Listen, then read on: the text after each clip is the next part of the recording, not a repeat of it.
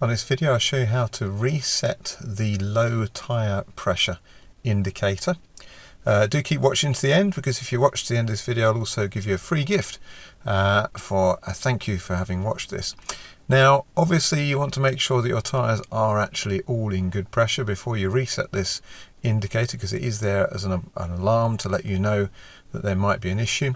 But it could simply be that there's a temperature drop recently and that's enough to lower the pressure in the tyres, in which case you just want to reset this.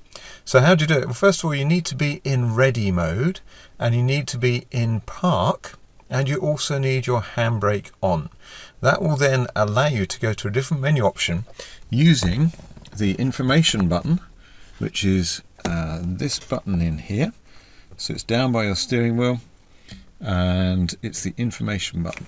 So we press and hold the information button first of all, and there we go, that seems to have now gone in. So we're going to trip mode, trip B, the various options there, and then we should see, there you go, setting menu. Now in setting menu we press and hold the info button. That will take us into the setting menu, and we can see we've got 3 pages of menus here. And if we just press and hold the info button shortly, then it just steps us through one at a time to each of the menu options. Now we want to come down to, and here is the tyre reset.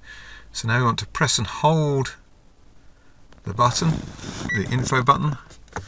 And let's just see what's happening with the tyre indicator. That is now flashing. And all we need to do now is go back to the main menu option, back into setting menu, and now what we need to do is just drive for half a mile or so, and our tyre indicator button should go off. So I'll just go and do that. So there we go, that's now reset, and like I said, I'll give you a free gift for having watched this video. So go to thanksforwatching.com to go and see what that is. Also click and subscribe to my channel, help me produce more videos like this. Hope you found that useful. Thanks for watching.